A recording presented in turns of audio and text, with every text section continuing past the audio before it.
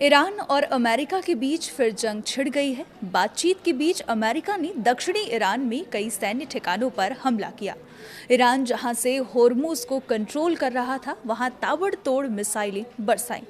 फिलहाल क्या स्थिति है, आइए जानते हैं इस वीडियो में। आप देख रहे हैं न्यूज़ 18 का डिजिटल प्लेटफॉर्म और मैं हूं आपके साथ पल्लवी त्रिपाठी। ईरान के अहम बंदरगाह शहर बंदर अब्बास में कई जोरदार धमाके सुनाई दिए, जिससे पूरे खाड़ी क्षेत्र में डर और तनाव का माहौल बन गया है। अमेरिकी सेना ये कह रही है कि ये कार्रवाई आत्मरक्षा यानी सेल्फ डिफेंस में की गई, क्योंकि ईरान समर्थित गतिविधियों से उसके सैनिकों और युद्ध पोतों को खतरा बढ़ रहा था। मतलब हमले तो होंगे, लेकिन हमलों को लेकर स्टैंड नहीं लिया जाएगा। रिपोर्ट्स के मुताबिक अमेरिकी सेना ने उन जगहों को निशाना बनाया जहां से मिसाइल लॉन्च की जा सकती थी या जहां समुद्र में बारूदी सुरंगें बिछाने की तैयारी चल रही थी। अमेरिका का आरोप है कि ईरान होर्मुज स्ट्रेट के आसपास सैन्य दबाव बढ़ाकर अंतर्राष्ट्रीय जहाजों की आवाजाही को प्रभावित करना चाहता है।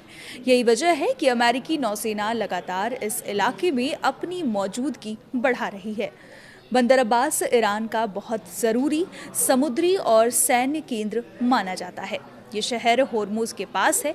यहाँ से ईरान के इस्लामिक रिवोल्यूशनरी गार्ड कोर यानी IRGC की नौसेना आसानी से जहाज़ों पर नज़र रख सकती है, मिसाइलें दाग सकती है, यहाँ तक कि खाड़ी को बंद भी कर सकती है।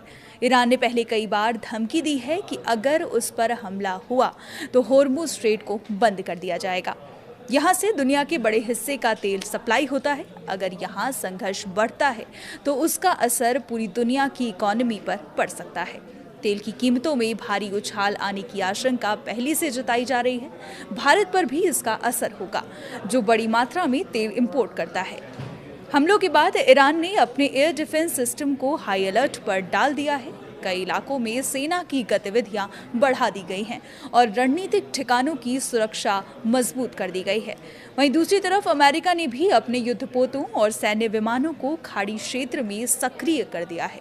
इससे साफ संकेत मिल रहे हैं कि दोनों देश एक दूसरे पर जरा भी भरोसा करने को तैयार नहीं है। इस हमले से ठीक पहले अमेरिका के राष्ट्रपति डोनाल्ड ट्रंप ने ईरान के साथ शांति समझौते को लेकर धमकी दी थी।